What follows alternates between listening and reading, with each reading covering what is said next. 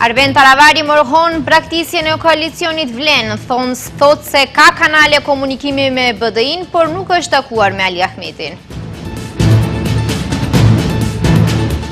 Në Tetov dhe Shkup organizohet protesta kundër korrupsionit dhe lejimit të fatkeqësive që po djegin qytetarët.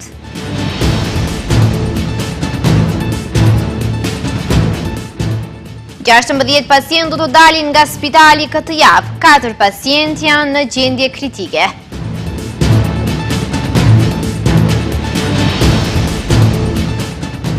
Maqedonia e Veriut arkëtoi këstin e parë prej 52.4 milion euro nga plani për rritje i Bashkimit Evropian për vendet ballkanike.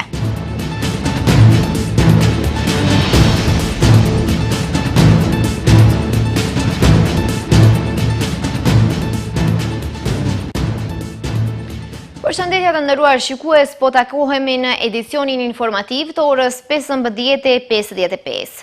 Arben Taravari e ka bërë të qartë se nuk do të jap dorëheqje pas tragjedisë në Koçan dhe disa vdekjeve të dyshimta në spitalet e shtetit.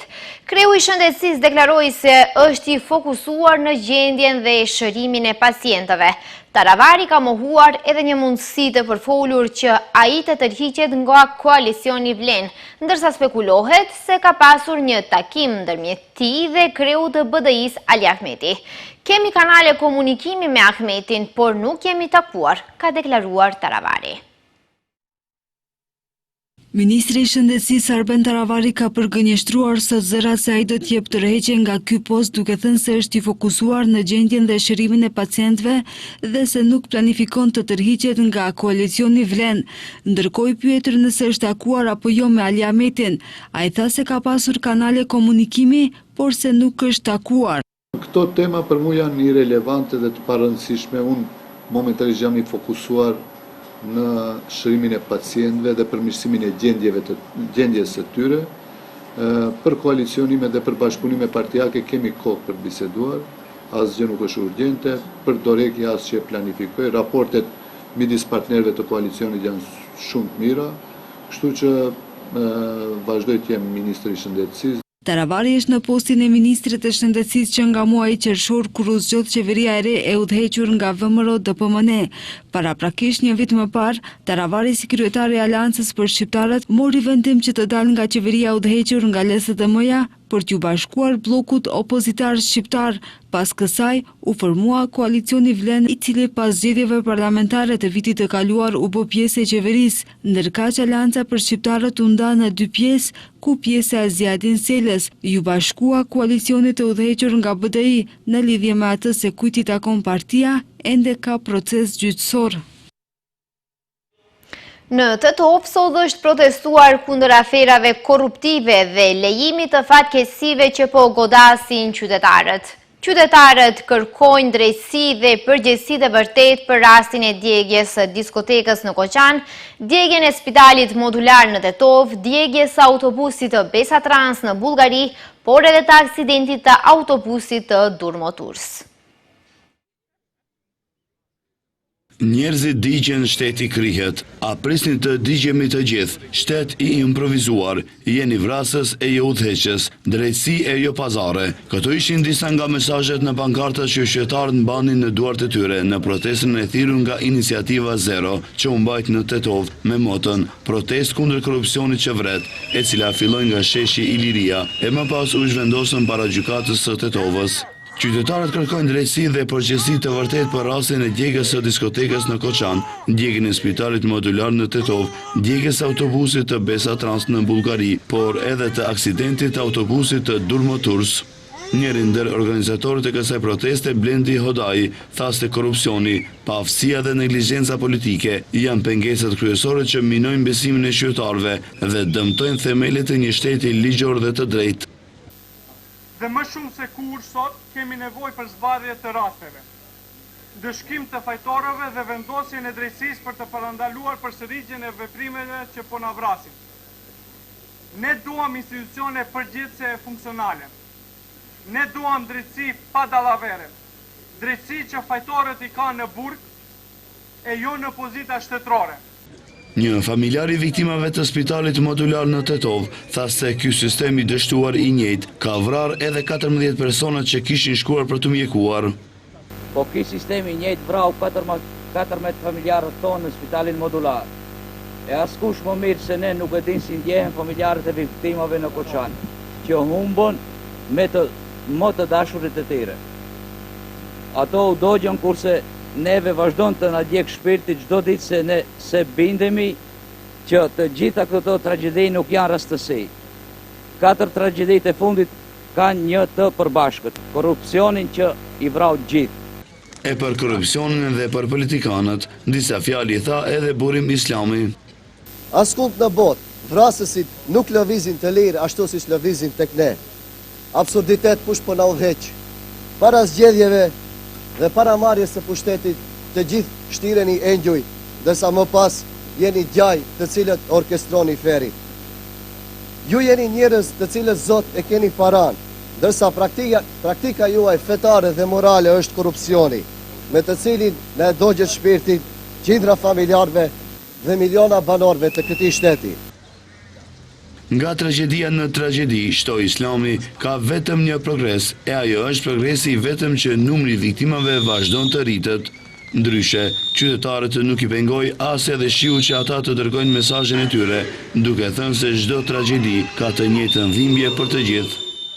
Nga Durmotush dhe tash në Koçan, 1 minutë heshe.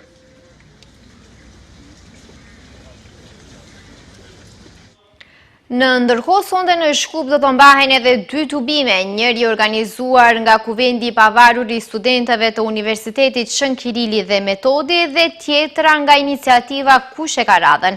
Deri më tani janë mbajtur disa protesta paqësore për tragjedinë e Koçanit, edhe atë në Shkup, Kumanov, Gostivar, Strug dhe Koçan. Në zjarrin e rënë në diskotekën Puls më 16 mars 2025, jetën e humbën 59 persona, midis të cilëve 6 mitur, u lënduan 196 persona të cilët trajtohen brenda dhe jashtë vendit. Prokuroria në Koçan dhe Prokuroria për ndjekjen e krimit të organizuar dhe korrupsionit kanë identifikuar si të dyshuar gjithsej 34 persona dhe 3 kompani për krime të rënda kundër sigurisë publike.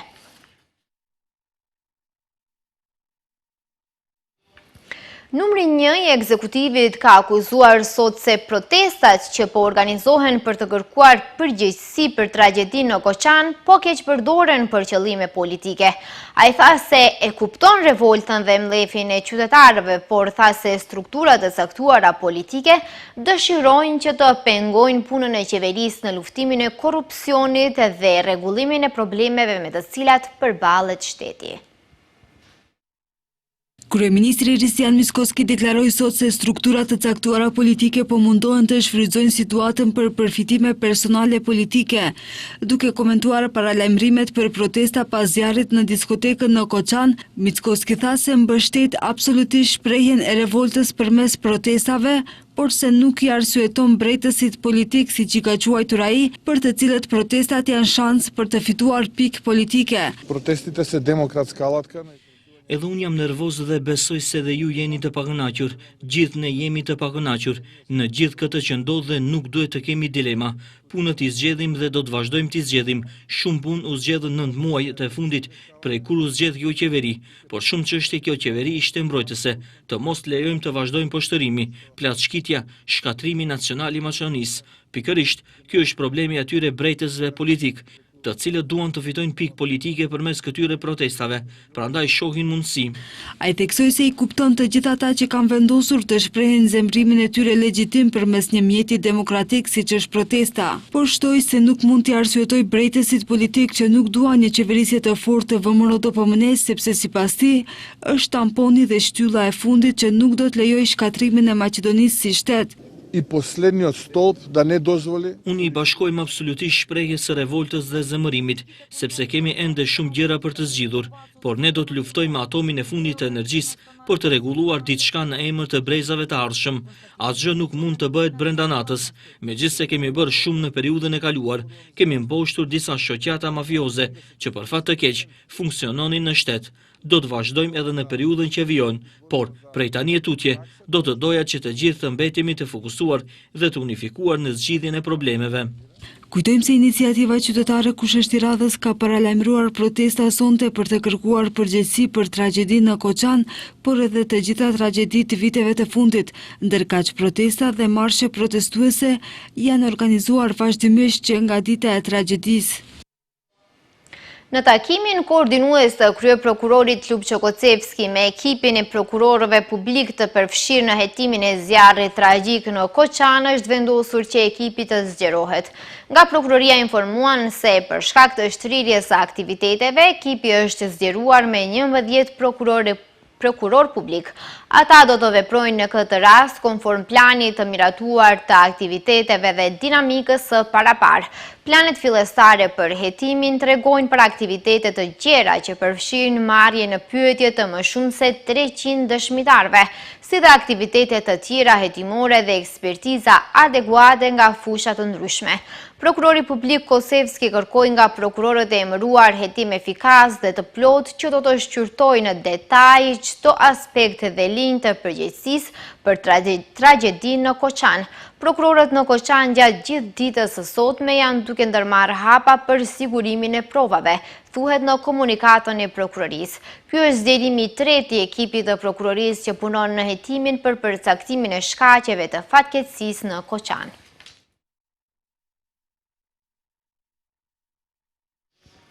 Ministri i Shëndetësisë Arben Taravari tha se 16 pacient pritet të lëshohen për trajtim shtëpiak. Taravari bëri të ditur se 4 pacient janë në gjendje kritike, por siç tha ai janë në fazë të infeksioneve. Nëpër spitale në Shkupo trajtohen 45 pacient, kurse jashtë shtetit mbeten 115 pacient. Gjithsej 46 pacient janë duke u trajtuar në vend, prej të cilëve 26 pacient janë në qendrën klinike, 10 janë në spitalin Teq Shtatori dhe 10 në spitalin e përgjithshëm të Shkupit, ka deklaruar Ministri i Shëndetësisë Arben Taravari. Ai tha se 16 pacient pritet të lëshohen për trajtim shtëpiak. Jashtë vendit, theksoi Taravari, janë duke u trajtuar 115 pacient dhe 8 prej tyre pritet që të kthehen në vend. Gjithsej në Maqedoni shërohen 46 pacient, kurse jashtë shtetit mbeten 115 pacient. Brenda kësaj jave prej të mërkurës presim që disa prej pacientëve që janë stabil dhe mirë të kthehen. Ky numër tash për tash që është paralajmëruar, besoj se do të jenë 8 pacient, të cilët para do të bëhet triazh prej klinikës nga është dërguar pacienti, do të trajtohet 1 deri 2 ditë maksimum, nëse është gjendje stabile dhe të mirë, do të bëhen të gjitha analizat e duhura dhe mandej do të lishohen në shtëpi. Taravari bëri të ditur se 4 pacient janë në gjendje kritike, por siç tha ai, jemi në fazë të infeksioneve të cilat mund të zhvillohen tek pacientët dhe në çdo moment mund të zhvillohen ndryshime të reja.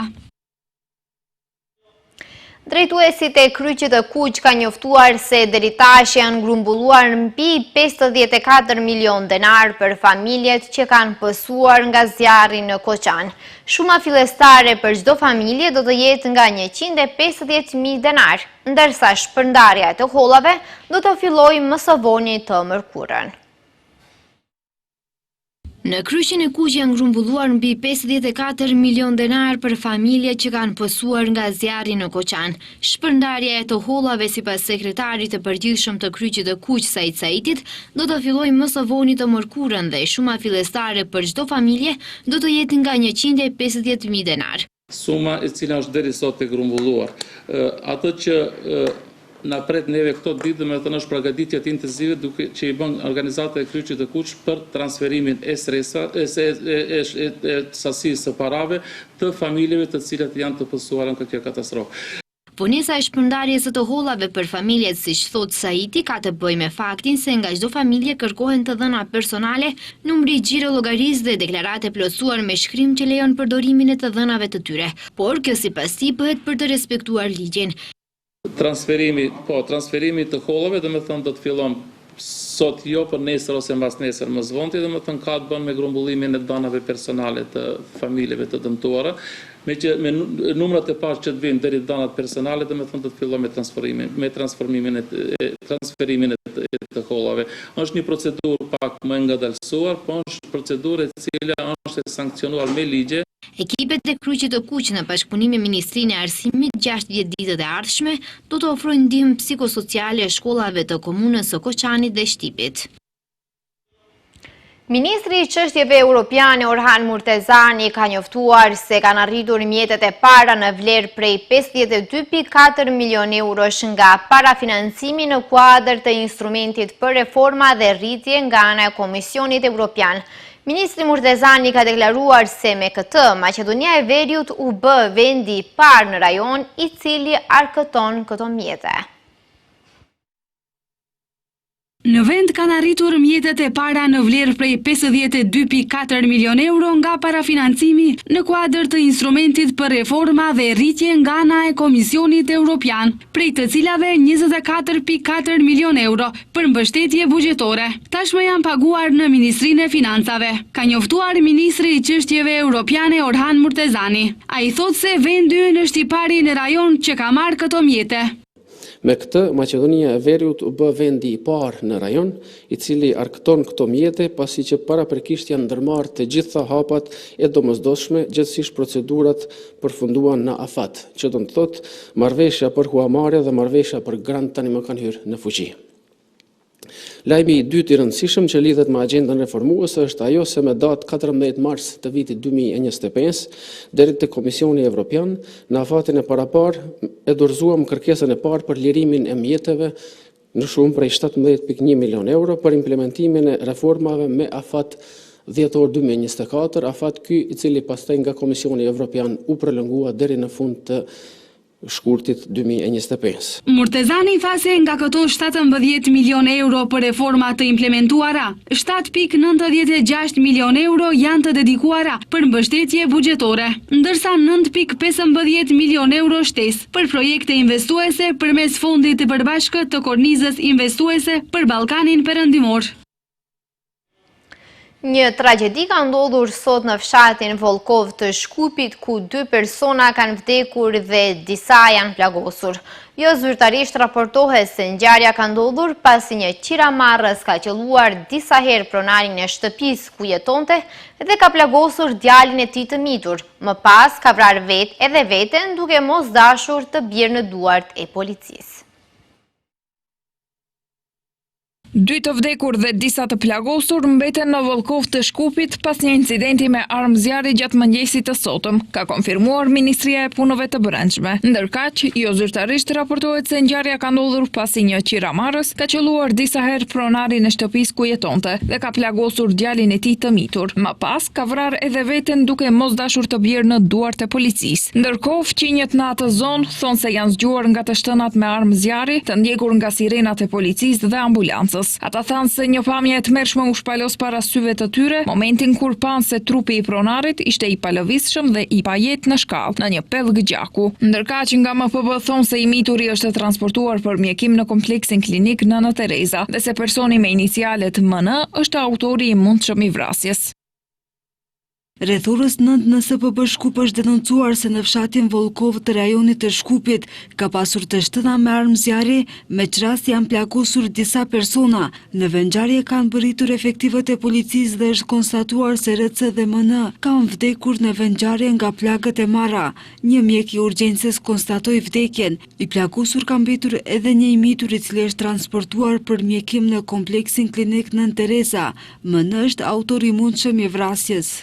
Drejtoresha e klinikës së traumatologjisë Maria Serceva thotë se gjendja e të lënduarit është e qëndrueshme dhe se po bëhen kontrollet e nevojshme. Ndërkaq, pas kontrolleve, ajo potencoi se me siguri pacienti do të vazhdoj kurimin në klinikën e kirurgjisë plastike. Nga ana tjetër, forcat policore janë ende në rrugët e Volkovës, ndërsa policia po kryen hetim në vendin e ngjarjes. Raste tragjike janë bërë fenomen kohëve të fundit, ndaj dhe kërkohet nga organet kompetente që të merren për parandalimin e këtyre fatkeqësive.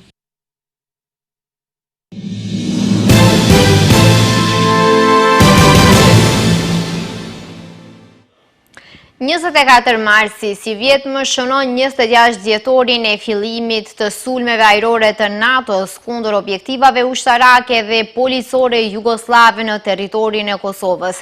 Bombardimet e Aleancës Ushtarake Perëndimore ndaj Jugosllavisë që përbëhej nga Serbia dhe Mali i Zi nisën pas dështimit të negociatave të vitit 1999 për zgjidhjen e konfliktit në Kosovë, teksa pala serbe refuzoi nënshkrimin e një marrëveshjeje për paqe në Rambuje.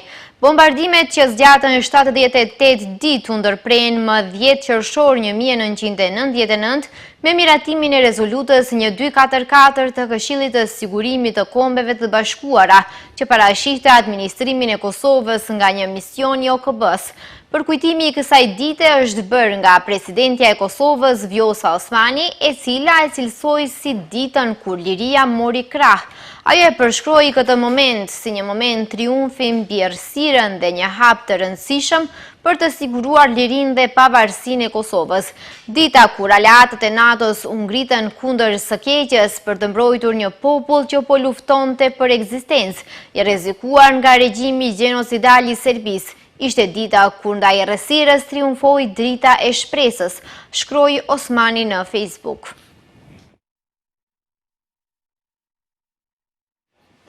Presidenti i Turqisë Recep Tayyip Erdogan ka pritur në takim kryetaren e presidencës së Bosnjë-Hercegovinës Shelka Sfjanović. Si shkruan presidenca turke, takimi i mbyllur për media u zhvillua në zyrën presidenciale në Dolmabahçe. Vizita e Sfjanovićit në Turqi vjen në një kohë krize të rëndë politike në Bosnjë-Hercegovinë dhe vetëm 7 ditë pas vizitës në Stamboll të kolegut të saj antarit të presidencës së Bosnjë-Hercegovinës, Denis Beqirović. Kriza politike në Bosnjë-Hercegovinë pasoi pasi gjykata e vendit dënoi kreun e entitetit Republika Srpska të Bosnjë-Hercegovinës, Milorad Dodik, me një vit burg dhe një ndalim prej 6 vitesh nga mbajtja e detyrës së kreut të Republikës Srpska për mos respektim të vendimeve të përfaqësuesit të lartë në Bosnjë-Hercegovinë. Prokuroria e Bosnjë-Hercegovinës ka lëshuar urdhër arrest për Dodikun, si dhe për kryeministrin e Republikës Srpska Radovan Višković dhe kryeparlamentarin Nenad Stevandić.